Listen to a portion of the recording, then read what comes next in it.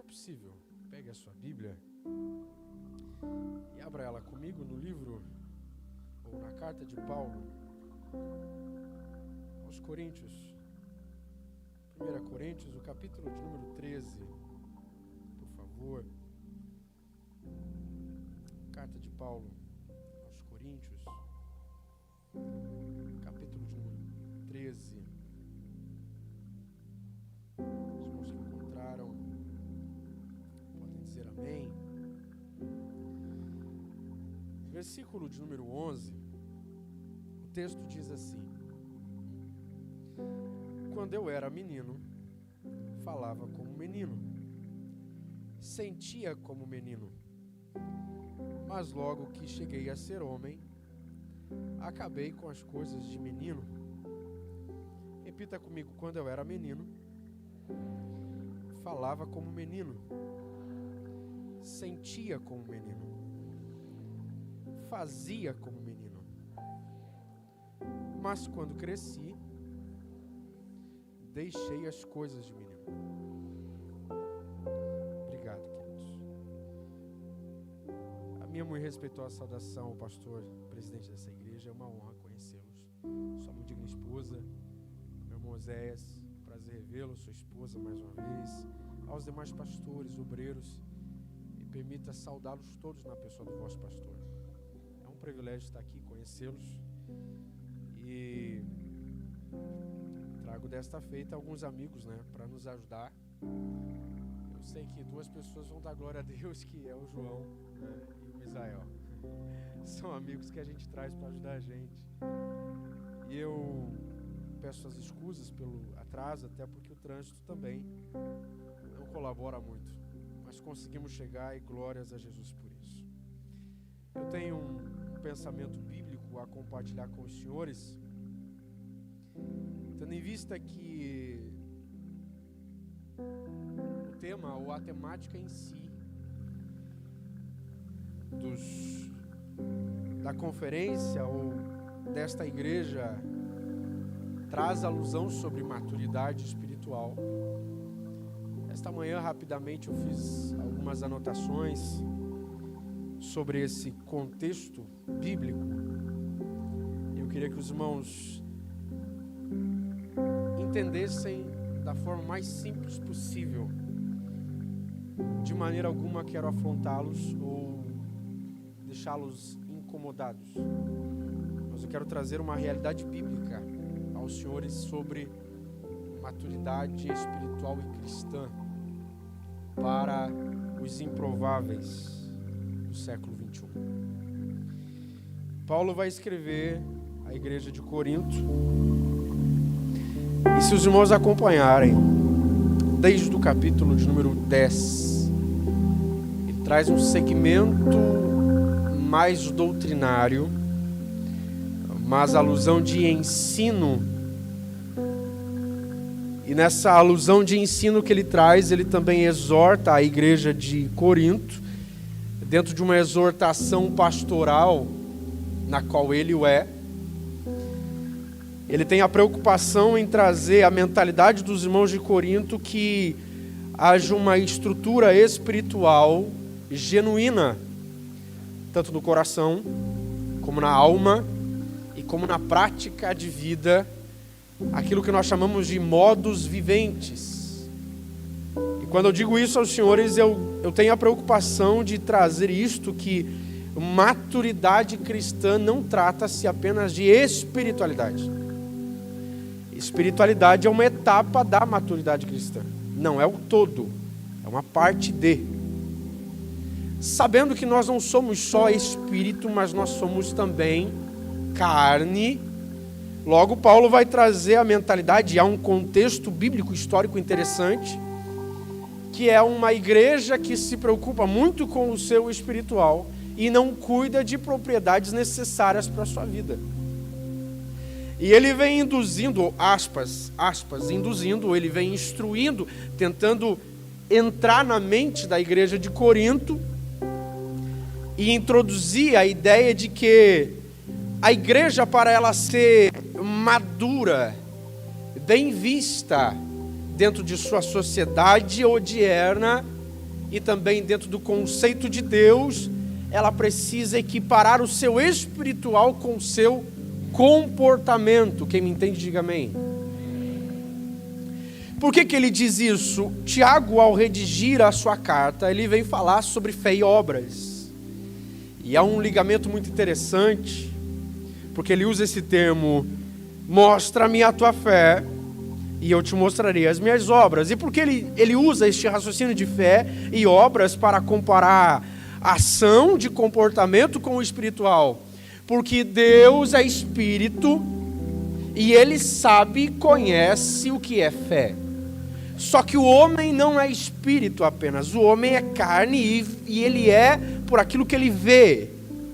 Então, para ele entender algumas coisas que são espirituais, precisa-se ser mostrada. Quem me entende? Deus contempla o espírito, Deus contempla o que há dentro, Deus contempla.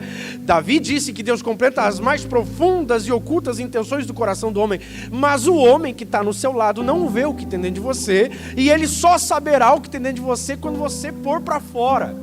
Jesus, nos evangelhos de Mateus, Lucas e João, ele diz o seguinte, que o homem bom do seu tesouro tira bons tesouros.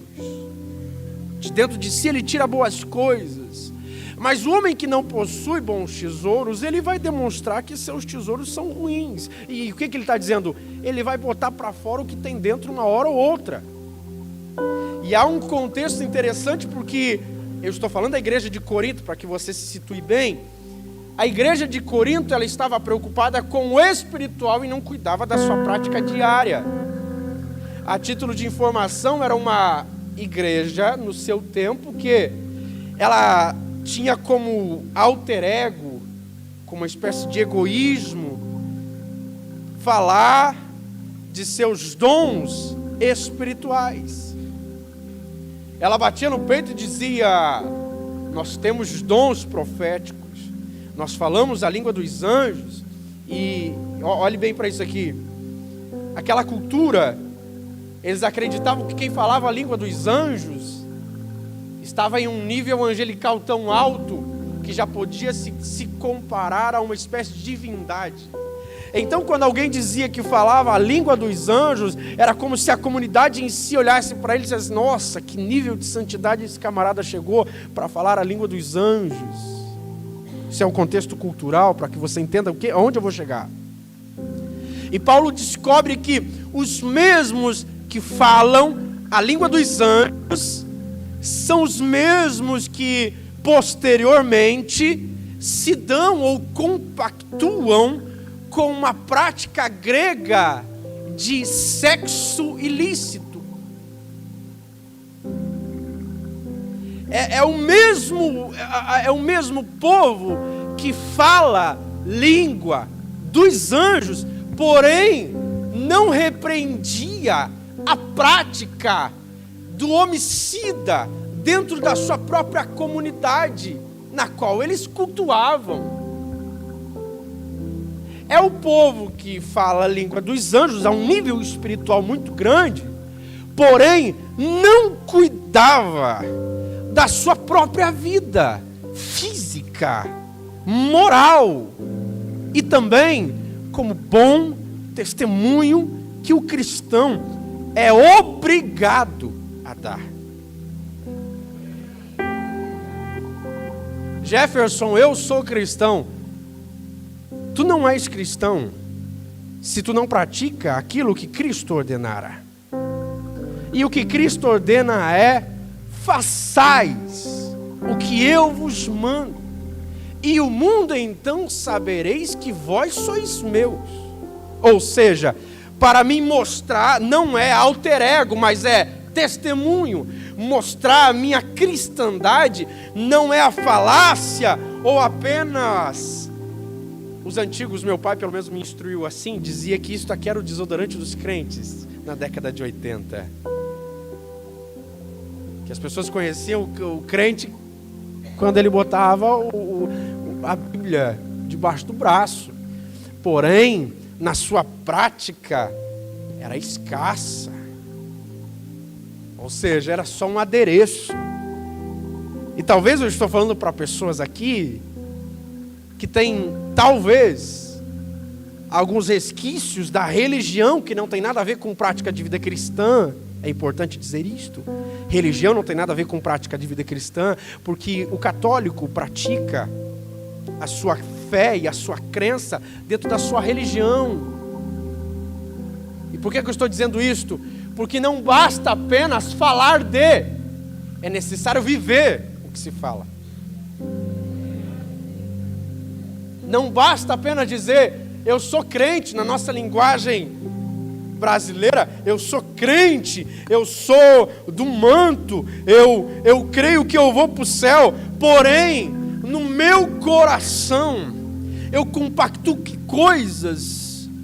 com coisas que Deus jamais aceitaria para alguém que se diz filho dele e que acredita no potencial do seu nome.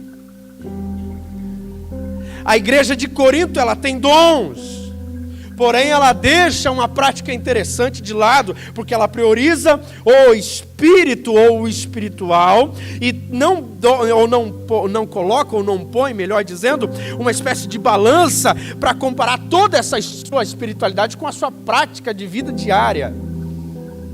E ele tem então a preocupação de dizer uma coisa: olha, vocês precisam amadurecer, porque só pratica a cristandade não cristãos imaturos, mas cristãos que têm experiências de vida cristã. E como se dá a experiência de vida cristã? Desejar fazê-lo. Jefferson, eu sou novo convertido, como eu tenho experiências cristãs? Desejando praticar a cristandade. Ninguém aqui entrou em uma profissão expert no que faz do dia para a noite. Você começou como aprendiz. Você começou com um instrutor te dizendo, você vai fazer assim, você vai ajustar assim, você vai regular assim, você vai pintar assim, você vai escrever assim, você vai moldar assim. E você aos poucos foi com erros e acertos, mas você quis praticar o que te foi ensinado. Ou seja, isto te deu experiência e também calçou seus pés para quê? Para falar com autoridade sobre determinado assunto. Jesus quebra muitos paradigmas dentro da religião, olhe bem para mim, porque quando os soldados vão prender ele a mando do Sinédrio, ou do Sinedrim, chame como você quiser, é que quando os soldados do templo vão para prender Jesus, eles param, ouvem Jesus pregando, falando do reino de Deus, do reino dos céus, e quando eles param para ouvir Jesus, Jesus está pregando, ele está predicando, ele está instruindo, e os soldados, em vez de ir com ímpeto e pegá-lo, eles param. Eles param e ouvem Jesus falar. E passa-se um tempo, passa-se outro tempo, eles estão parados ouvindo Jesus falar. Até que eles voltam para o templo e dizem assim, os sacerdotes perguntam, onde é que está Jesus Nazareno? Está lá pregando. Por que não prenderam? Porque ele fala com autoridade. No original diz assim, porque ele fala o que ele vive. E contra provas concretas, argumentos caem por terra. Paulo traz esse cenário para uma igreja muito espiritual, porém que não nivela a sua vida prática. O que eu estou querendo dizer nessa pequena introdução? É que estamos vivendo uma geração ou um tempo de pessoas que vivem um momento feliz de culto, porém a sua prática é miserável de culto. Porque isto aqui é reflexo de uma vida de culto. Isso aqui não é o culto. Nós somos aqui reflexo do que somos lá fora. Não somos, não. Nós somos lá fora um pouquinho do que somos aqui. Pode dar glória, gente. Sabe por quê? Porque aqui, se o pastor disser Levante a sua mão e dê glória. Você levanta a sua mão e dá glória. Abraça o irmão que está do seu lado. Você, sem problema nenhum, abraçará quem está do seu lado. Agora, aqui é um ambiente para isto. É um ambiente espiritual. Mas nós precisamos nivelar lá fora, que é um ambiente totalmente carnal e pecaminoso. Aqui dentro ninguém vai adulterar com ninguém aqui dentro. Ninguém vai prostituir com ninguém aqui dentro. Desculpa se eu estou entrando em um terreno um pouquinho desconfortável. Mas é uma instrução totalmente direcionada pelo Espírito Santo. Mas Deus não vê você aqui. Deus vê você fora daqui, na sua prática do que você recebe aqui. E preste atenção, de nada me adiantará ter um ápice espiritual aqui, se ali, naquela porta para fora, o diabo tem argumento para me desarmar. Por que eu estou dizendo isso? Porque maturidade espiritual é eu ter marcas em mim que vai me dar autoridade para falar e mostrar o que eu vivo.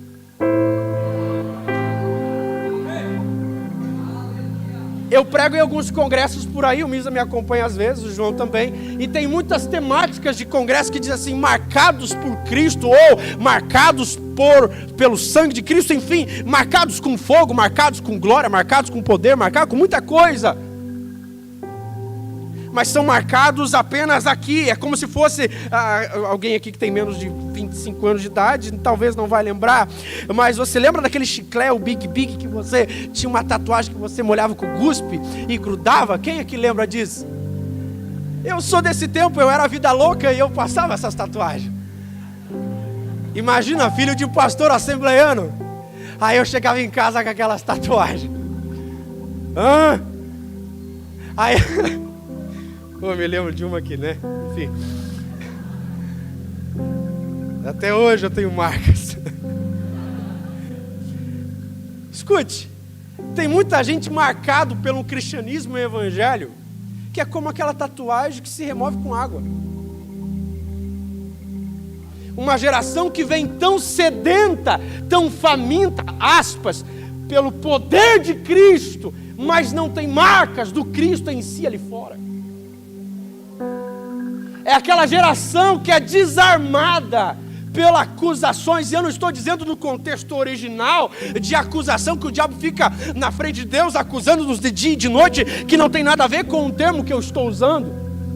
O termo que eu estou usando é para desarmar a ponto de envergonhar, não de acusação para um mérito final, como é a obra do diabo na frente de Deus. Muitos jovens que dizem, muita gente que se diz cheia do Espírito Santo, mas se manifesta uma entidade, pastor, pastor, vem cá porque a bronca é para ti. Está doente, não crê nem na fé, não crê nem na fé que ele foi pregada, dizendo, Lucas 10:9, eu vos dei poder.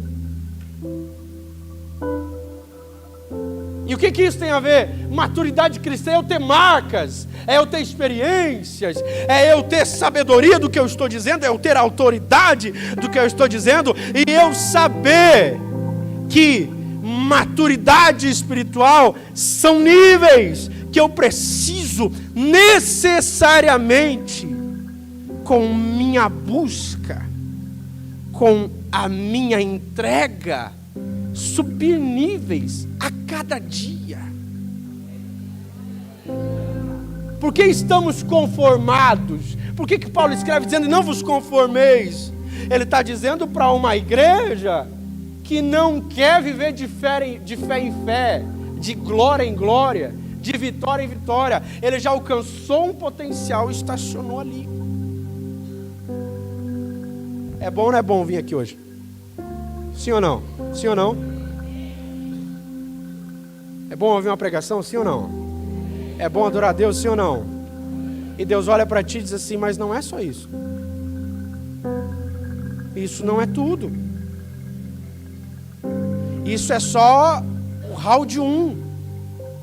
Isso é só fase 1. O chefão está longe de ser alcançado só fazendo isso. Isso aqui é só para você se acostumar. Isso aqui é só para você mais ou menos dar uma mastigada e dizer assim, é quase como se fosse uma espécie de aperitivo espiritual para você. Porque eu já participei de cultos, gente, que meu Deus do céu, a gente se joga no chão, a gente chora, a gente grita, a gente rola no chão, a gente diz, ô Senhor, pode voltar hoje. Mas isso aqui é só uma demonstração de Deus dizendo, gostou de hoje? Foi bom? Amanhã busca um pouco mais. Amanhã entrega um pouco mais. Amanhã você se rende mais. Amanhã você amadurece outro nível. E olha que coisa interessante, eu vou fazer um comentário. Me permita, por favor, fazer um breve comentário. Eu estava estudando essa manhã uma Bíblia. Ela é de uso plenitude. Bíblia Plenitude. Ela tem um termo muito interessante. E ela fala o seguinte, que uma contrapartida de maturidade espiritual para os nossos dias é quando nós recusamos avançar para outro nível espiritual. Eu quando me batizei, olhe para mim. Quando eu me batizei, a primeira coisa que me foi instruído foi o quê? Já te batizou? Te molhou lá, filhão? Ora, consagra, jejua, batismo com o Espírito Santo. Não sei se foi assim com os senhores. Batismo com o Espírito Santo. A maioria da nossa, eu estou dizendo no contexto de hoje, nem sabem o que é Espírito Santo. Não tem experiência com o Espírito Santo. E maturidade espiritual é eu não me conformar com o nível que eu estou. Jefferson, mas você precisa entender que este nível para mim já está maravilhoso. E daí vem o próprio Paulo, e capítulo 14, salvo engano, versículo de número 20, ele pega e diz assim: irmãos, não sejais meninos no vosso entendimento, amadureçam isso que vocês conhecem dentro de vocês, procurem gerar frutos disso que há dentro de vocês. Por quê? Porque eu queria há muito tempo sair do leite e dar alimento sólido para vocês. Outro sinal de maturidade espiritual é quando a palavra é aceita para me corrigir, para me alinhar, mesmo que doa, mas você sabe que é para o seu bem. Um nível de maturidade é quando eu não aceito que alguém ou que uma palavra vá de contra com aquilo que eu estou vivendo.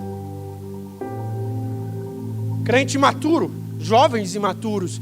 Se eu chego, eu trabalho com jovens na minha cidade, que eu não posso dizer um A para determinados, porque lá a gente chama de açúcar.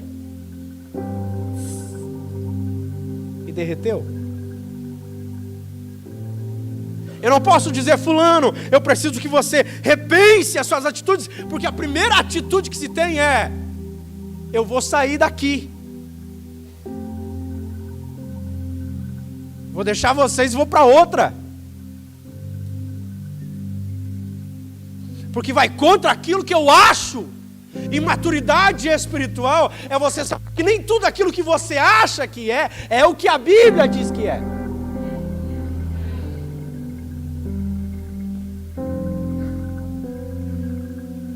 Não, mas eu acho, e esse problema do achismo é um sinal forte de adolescentes. O adolescente está amadurecendo, e quem tem adolescente sabe que você tem razão como pai em muitos aspectos, e você fala com o seu adolescente, ele diz assim: mas eu acho que não é assim não, que isso era no teu tempo. Isso funcionava com vocês, e daí que nem meu pai pega isso, vira e mexe, ele diz assim para mim: meu filhão, deixa eu dizer uma coisa, o jogo é o mesmo desde que o homem é homem, a única coisa que muda é os jogadores. o jogo continua o mesmo. O que você acha que o pai não viveu, o pai já zerou essa fase. E maturidade espiritual é olhar para alguém ou receber uma instrução de alguém e às vezes mesmo que doa, como uma injeção de bezetacil no enfermo, que é dolorida demais, mas que, oh Jesus, mas que você toma dali e você faz assim, doeu agora, mas eu vou ficar bom. Alguns nem falam isso, né? Alguns só arrastam a perna. Mas você sai dali sabendo que no outro dia você vai estar melhor do que estava naquele momento. Maturidade espiritual é isto. Eu não gosto às vezes do legume que a minha mãe, quando eu vou almoçar na casa dela, coloca na mesa, mas ela olha para mim e diz assim, come para te ficar bonito. Isso nunca aconteceu. Mas são coisas que você sabe que tem uma informação que talvez não é da forma que a gente quer, como essa persuasão do você vai ficar bonito, mas que você sabe que vai causar vitaminas no seu corpo que você nem imagina. Maturidade espiritual. E maturidade espiritual é: eu não aceito nada que vá contra o que eu penso. Maturidade espiritual, para ser um provável, também tem a ver com o que, Jefferson? Com vivência aqui dentro, entre os irmãos. Eu não sei porque que isso veio agora, mas veio e vai. Ó quão bom e quão suave é que união só vive quem é maduro. E maturidade você nota em crianças, quando tem um brinquedinho. Deixa eu pegar alguma coisa aqui pra gente. Aqui essa palheta, não sei nem. Não é palheta, não. Isso aqui é uma fita. Aí eu pego essa fita aqui, e daí vem um coleguinha brincar comigo, e ele pega essa fita. Eu tô brincando com essa fitinha aqui. Aí ele chega pra mim e diz assim: vamos dividir? E eu olho e digo: não, é meu. Divide não. Aí o amiguinho chega e diz assim: mas vamos brincar junto? Aí você diz: não vamos brincar junto, porque é meu. E às vezes você pai, você mãe, você tem que separar briga de crianças por coisas pequenas.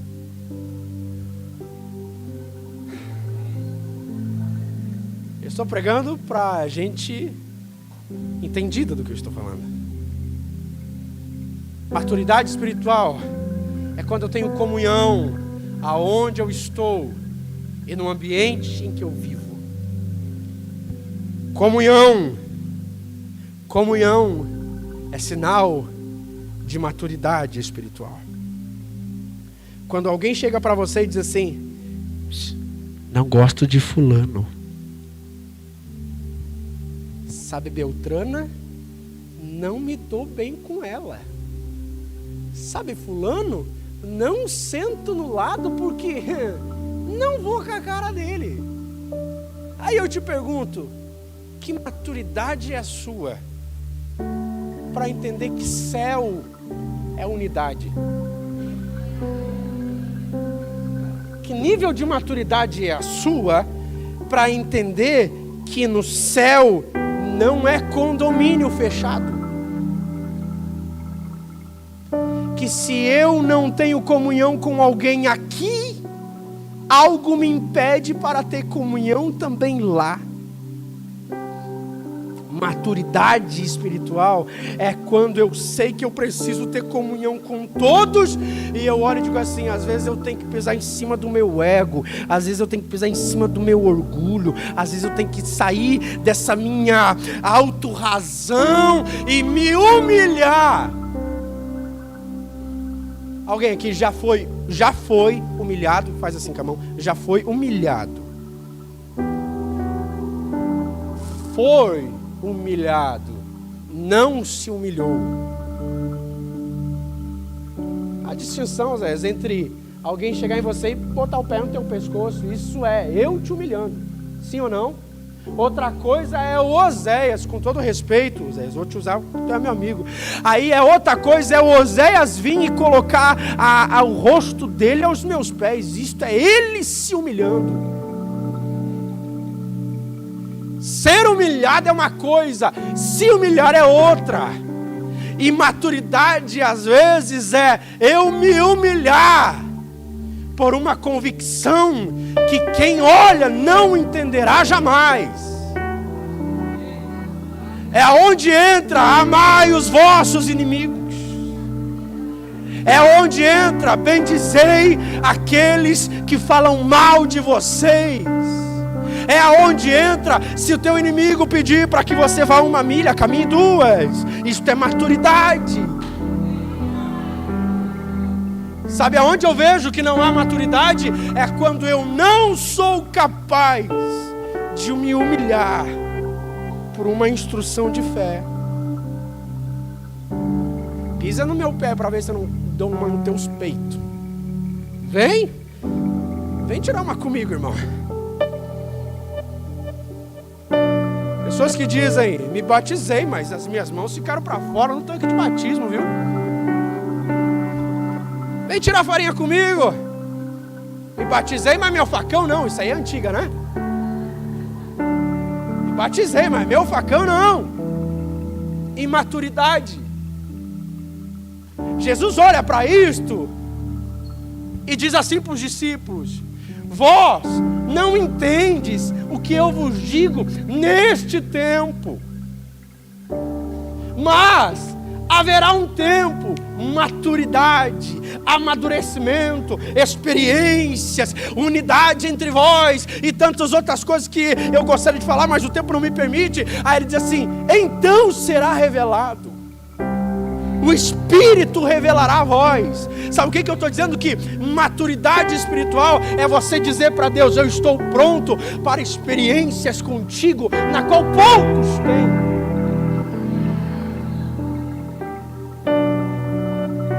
Sabe por que não temos experiências?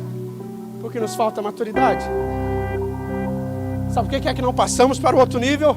Porque nós não soubemos o tempo de calar e de falar. Quem aqui ganha na Mega Sena e sai soprando por 7 ventos que ganha aí na Mega Sena? Ninguém, eu acho que ninguém é tão tolo assim. Mas você vai guardar com segredo, você vai compartilhar com pessoas que você acredita que são confiáveis. Posteriormente, família. Sabe por que é que Deus não chama às vezes a gente para experiências específicas e não nos mostra o mundo espiritual de uma forma que deveria mostrar? Porque nós não controlamos esta ferramenta aqui, que Tiago disse: tem o poder de matar, mas tem o poder de dar vida. Aprenda uma coisa: ser maduro é espiritual, é às vezes suportar muita coisa suave, quietinho. Criança, você faz assim: eu vou te dar uma coça quando chegar em casa. Quando ele ouviu a palavra coça, ele já está...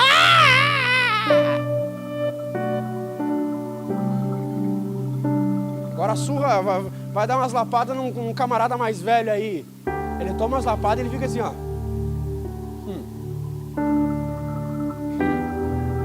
Ele chora na tua frente? Não. Na tua frente ele tá. E não escorre. Sequinho. Vai acalmar um pouco. Ele vai para dentro do quarto. Ele vai pegar um travesseiro e vai... Mas ninguém vai ouvir. Porque ele sabe que às vezes o grito não ajuda muita coisa. Olha aqui para mim, ó. Deus está dando orientação para alguém específico esta noite.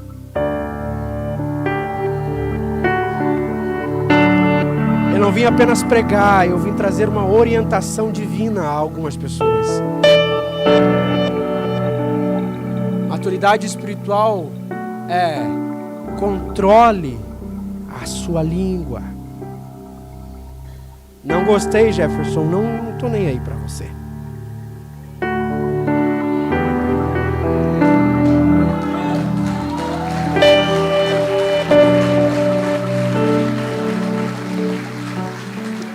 Maturidade espiritual é saber que às vezes a gente vai ter que ouvir mais do que falar.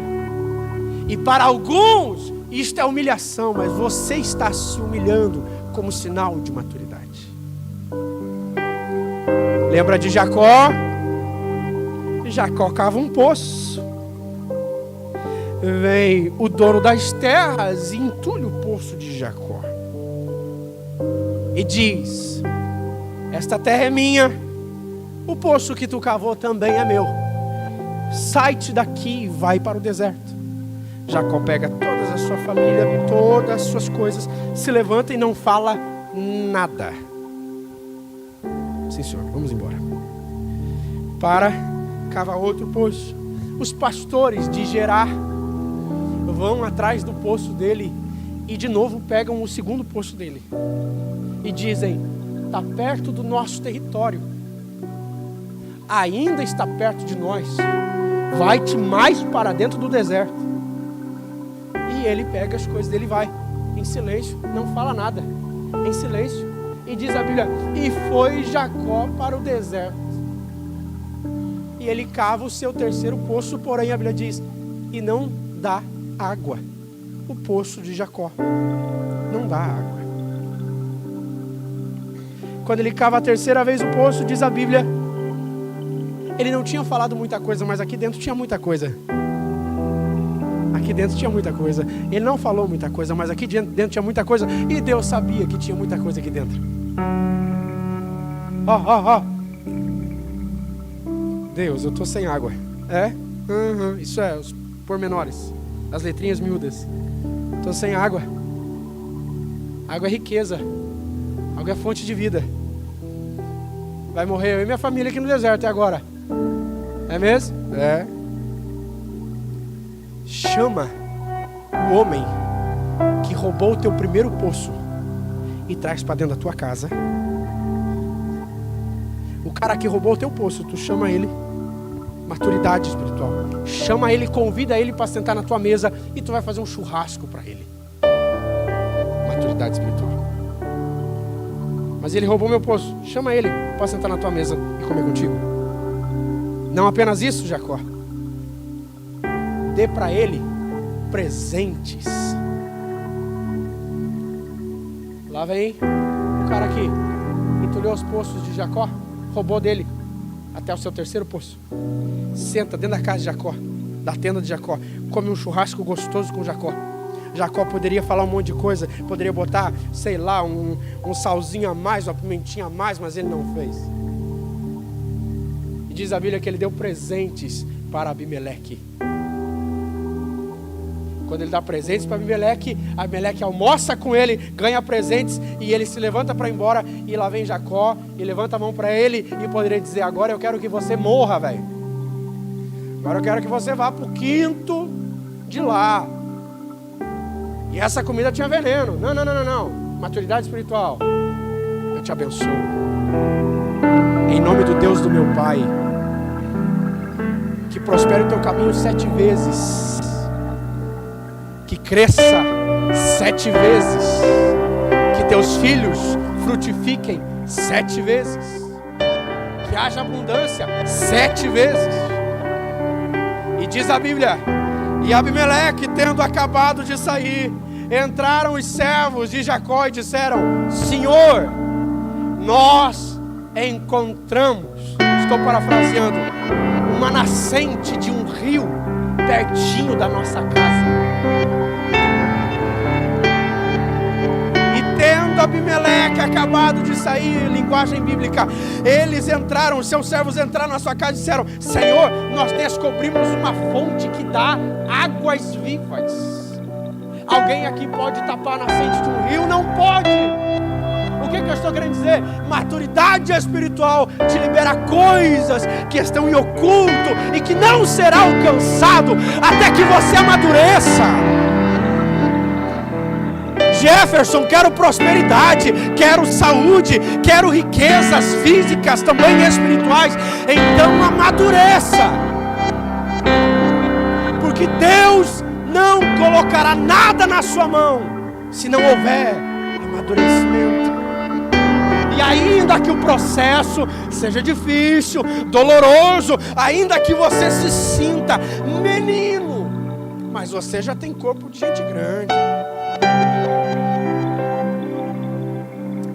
Você já tem uns dias aí, né, filhão? Você já se batizou, você já frequenta culto e você não percebe, mas assim como o seu corpo físico cresce, amadurece, envelhece, o seu espiritual também.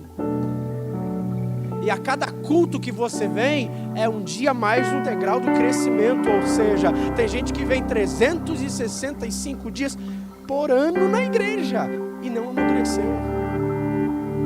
Porque se rejeita a subir os degraus e depois se pergunta: por que minha vida está um caos? Por que minha vida está um caos? Vamos estar de pé?